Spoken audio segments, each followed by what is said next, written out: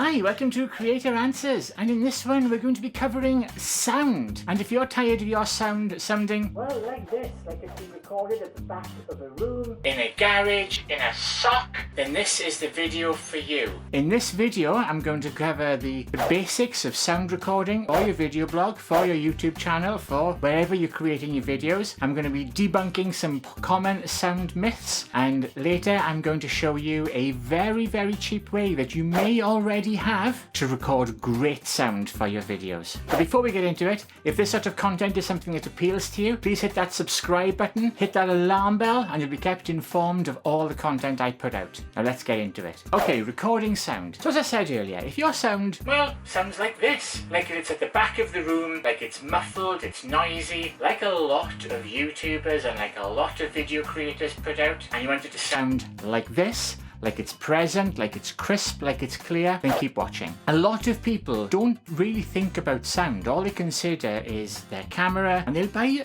really expensive cameras and they'll give no thought to the sound. And yet a lot of people will tell you, and I agree with this, I think sound is actually more important than what you can see. Put it this way, without using subtitles, you can watch the video, but you've no idea what's going on if you cannot hear the audio. If you can hear the audio, you don't have to watch the video. You can use it as a podcast or something and just listen along, okay? So sound is actually far more important than you think. And it's amazing how many channels, and I'll play it again, sound like this. This is the sound coming from the camera. This is a good camera. This is a Lumix GH5. It's pretty much as good as it gets when it comes to video blogging cameras. And yet the sound is, unless you're very, very close, it's not great. Even with a shotgun mic on top of it, the sound is still not that good unless you're very close. So let me cover the basics, okay? Onboard camera sound is fine as a reference, in a pinch, it's like better than no sound, but most cameras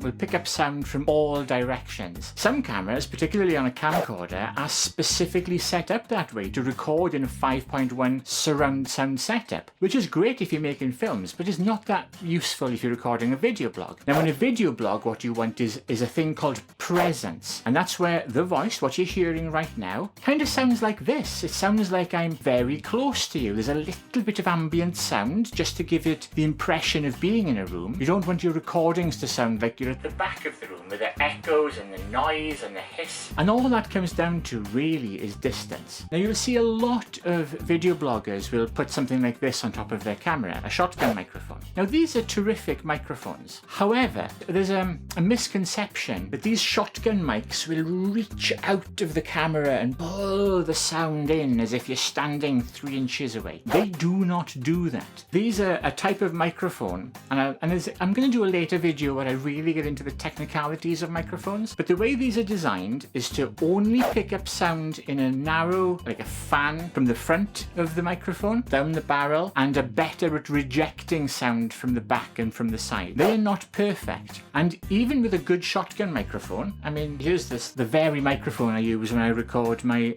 video from the other studio. This is an Asden SGM250. A great shotgun mic, and you can see the way it's set up so I can get it very close to me. But even a good microphone like this or any Rode, unless it's close to you, it will pick up ambient echoes and reflections, and you will lose that presence. So the only way to really make your sound crisp and pop and present, as I sound right now, is by having the microphone very close to you. Now you can't see it on this camera, but if I pan up the side camera right here, let me show you what's going on over my head.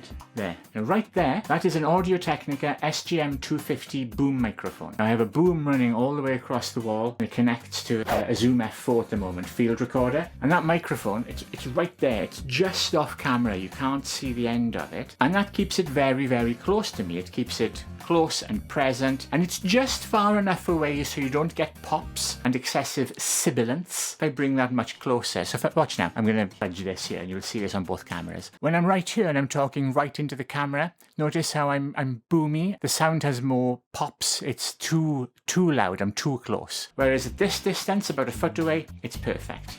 So how do you solve this for yourself? What's the answer? Well, obviously, you can put one of these microphones on top of your camera, and for it in a video blog scenario, when you're holding the camera about this far away, imagine the camera's under my hand, this will work very well. This is about the right distance, 12 to 15 inches away from you. That'll give you great sound. And you'll notice people who use, these smaller compact cameras, but this close, and their sound is pretty good. That's because it's simply that close to the camera. But when it's far away, like it is here, when it's several feet away, the sound is very poor. There's an easy way to do this. There's several ways, in fact. Now, the most obvious way is to get yourself a lavalier microphone. Now, you can do what I've done here and set up a boom, and it was fine if you're not moving around very much. But with a lavalier microphone like this is the Rode Smart Lav, you basically pin this on to your clothing, and then you always sound close to the microphone. And they sound great. In fact, I'll switch over to this now so you can hear just what it sounds like. Okay, this is me recording the sound on the lavalier microphone. Now, the sound is remixed in Premiere afterwards to synchronize the sound on your soundtrack, and in another video I'm going to show you exactly how to do that. But you can use the automatic feature, or you can just do the clap technique for now.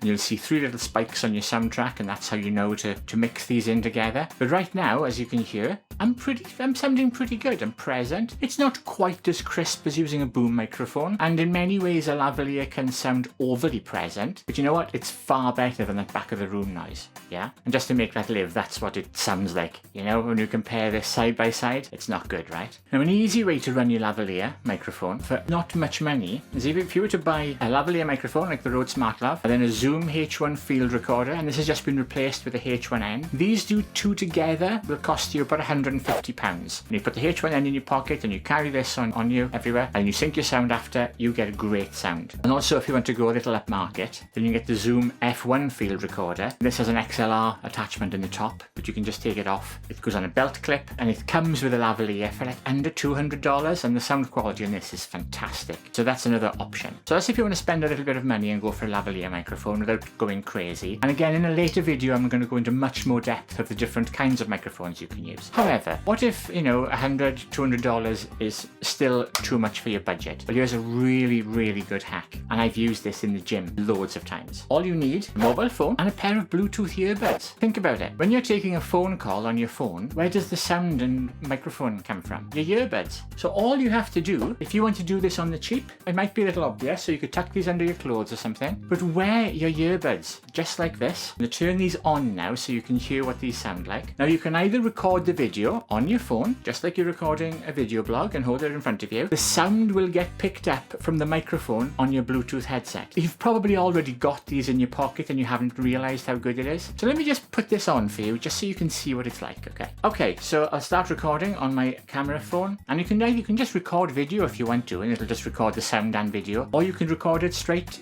from your hand. In fact, let's do that right now. And here you go. This is recording the sound off the Bluetooth headset and video off my camera phone, and you can see it sounds and looks pretty good. And the chances are you already have a Bluetooth headset in your collection. These aren't even particularly expensive. Better ones tend to sound better, but as you can hear, it's not bad, right? So, if you want a really cheap way of recording much better sound, connect your phone to your Bluetooth headset, wear your Bluetooth headset. If you've got long hair, you can hide it. If you don't, you just tuck it down under your neck, out of the way, and record your sound, and then synchronize it later in software. I'm doing more videos on how to synchronize your audio, although there's a ton of tutorials online as well, and it really is as simple as that. And look, how much better does this sound than that awful back of the room noise you had at the beginning? So there you go. That's my quick and dirty overview of camera audio, and a quick hack on how to get better sound for yourself. So I hope that was useful to you. As always, please comment, like, share, subscribe,